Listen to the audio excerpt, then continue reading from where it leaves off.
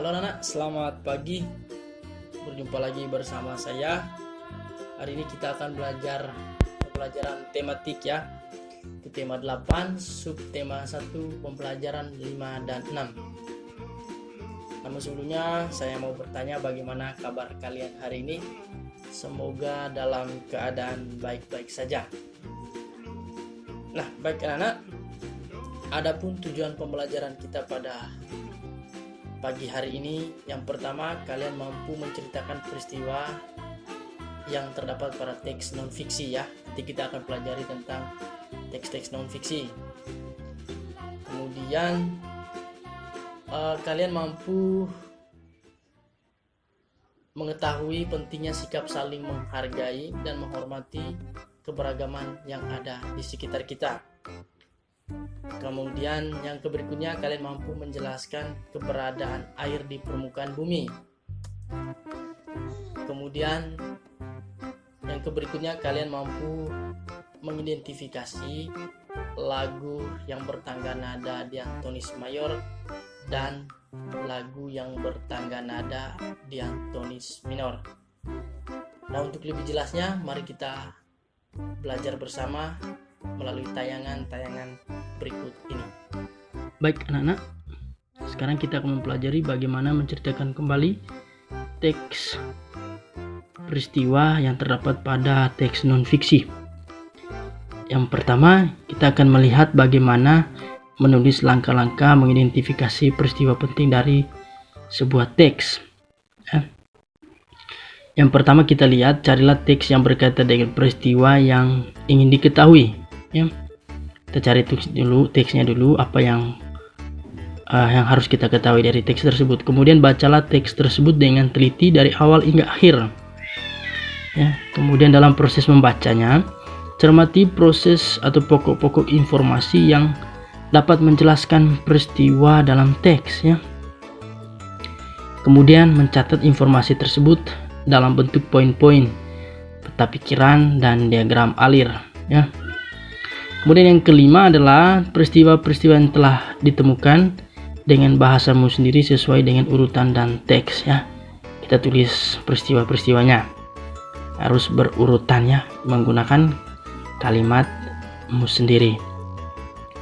Itu beberapa langkahnya ya. Kemudian yang berikutnya kita akan mendiskusikan peristiwa yang terdapat pada teks non-fiksi ya. Ini kita lihat, teks non-fiksi memiliki beragam jenis seperti artikel, tajuk rencana, opini, biografi, reportase, pidato, dan iklan. Ini teksnya. Kemudian berisi informasi faktual atau berdasarkan hasil pengamatan pengarangnya. Ya. Ini dari bentuk-bentuk teks non-fiksi ini kita bisa mendiskusikannya. Melihat poin-poin penting apa saja yang ada di dalam teks yang disampaikan, teks yang dibahas. Tadi kita sudah melihat tadi langkah-langkahnya ya, itu yang perlu kita lakukan. Nah, ini berkaitan dengan teks non-fiksi. Kemudian anak-anak, yang berikutnya kita akan mempelajari bagaimana pentingnya sikap saling menghargai dan menghormati keberagaman di lingkungan sekitar ya. Nah, ini yang pertama. Semboyan Bhinneka Tunggal Ika mengingatkan bangsa Indonesia untuk tetap bersatu meskipun terdiri dari masyarakat yang beragam. Sikap saling menghargai dan menghormati sangat diperlukan untuk menjaga kerukunan ya. Tentu anak sudah tahu Bhinneka Tunggal Ika itu artinya berbeda-beda tetapi tetap satu jua ya. Nah, keberagaman yang dimiliki oleh bangsa Indonesia itu mestinya kita harus saling memahami, menghargai juga berbagai macam keberagaman yang ada di Indonesia, baik dari segi bahasa, suku, dan agama.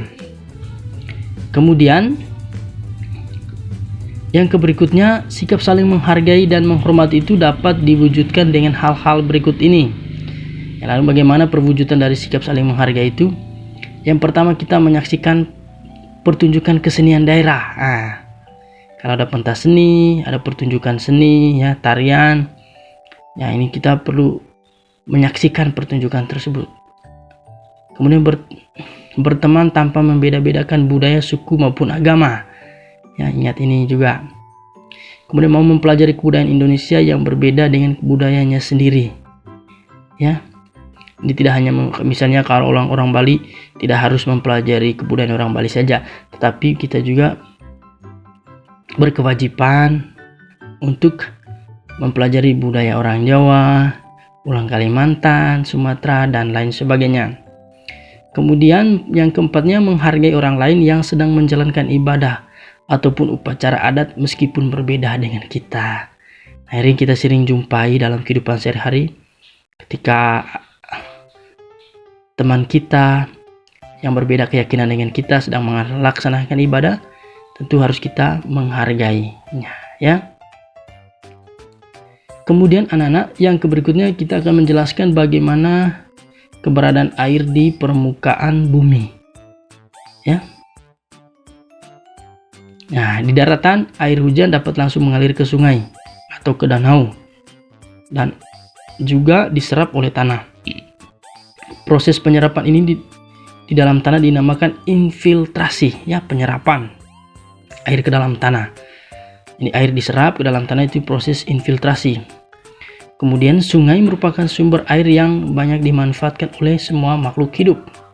Sungai terbentang dari hulu hingga hilir, ya. Hulu merupakan bagian awal terbentuknya sungai. Hulu sungai berasal dari wilayah pegunungan. Bagian hulu biasanya dimiliki mata air. Hilir merupakan bagian akhir sungai yang terletak berdekatan dengan laut, ya. Dari sumber air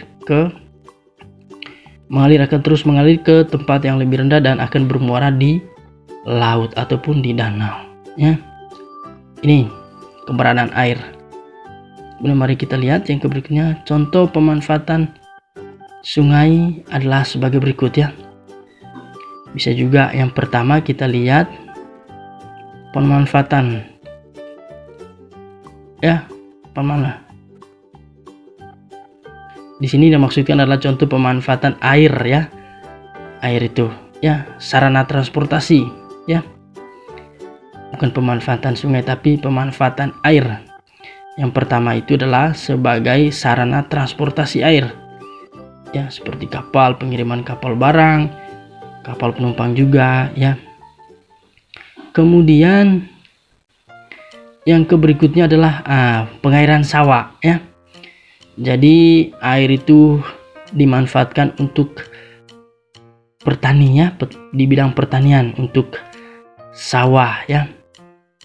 Kemudian yang berikutnya media tambak ikan dan udang. Nah, ini media, ya. Bisa jadi dalam budidaya ikan lele, udang, ya, itu bisa digunakan. Nah, dan masih banyak lagi. Saya kira manfaat air itu bagi kebutuhan makhluk hidup, terutama kita sebagai manusia, ya. Baik anak-anak, sekarang yang berikutnya kita akan membahas tentang bagaimana mengidentifikasi lagu tangga nada diatonis mayor. Nah, tangga nada diatonis mayor ini sudah sering kita pelajari, ya, di pembelajaran sebelumnya. Mari kita lihat. Untuk mengidentifikasi lagu dengan tangga diatonis mayor, kamu dapat melakukan dengan cara yang pertama, amati nada dasar dan interval lagunya. Nah, di sini nih dikatakan bahwa bagaimana kita bisa tahu, oh, ini lagunya bertangga nada diatonis mayor ataupun minor. Nah, sekarang kita amati nada dasarnya apa, interval lagunya apa. Yang kedua, nyanyikan lagu dengan ketukan yang tepat. Dengan menyanyikan lagu, maka kamu akan memahami sifat lagu tersebut, ya. Ini yang kedua. Yang ketiga, oke, baik. Yang berikutnya kita akan mengidentifikasi lagu dengan tangga nada diatonis mayor. Ya, ini kita lihat. Ya, pada gambar di atas dapat dilihat bahwa jarak susunan nada pada tangga nada minor yaitu 1/2 1/1 1/1 1/1. tangga nada minor bersifat sedih dan kurang bersemangat. Nah, ini tangga nada diatonis minor. Kalau tadi kita sudah mempelajari tangga nada diatonis mayor. Baik anak-anak, demikian pembelajaran kita pada pagi hari ini. Bagaimana perasaan kalian? Semoga menyenangkan ya. Nah, sebelum kita menutupi pembelajaran kita pada pagi hari ini, marilah kita simpulkan bersama terkait pelajaran yang sudah kita bahas. Yang pertama tentang langkah mengidentifikasi peristiwa tadi ya. Teks berdasarkan teks non fiksi. Yang pertama, carilah teks ya yang berkaitan dengan peristiwa yang ingin kita ketahui. Kemudian bacalah teks dari awal hingga akhir secara teliti. Kemudian dalam proses baca cermati poin-poin pentingnya ya.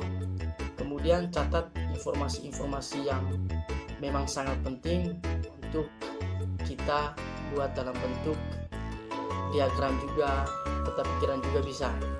Kemudian berkaitan dengan langkah terakhir adalah tulis kembali teks tersebut menggunakan kata-kata kita sendiri.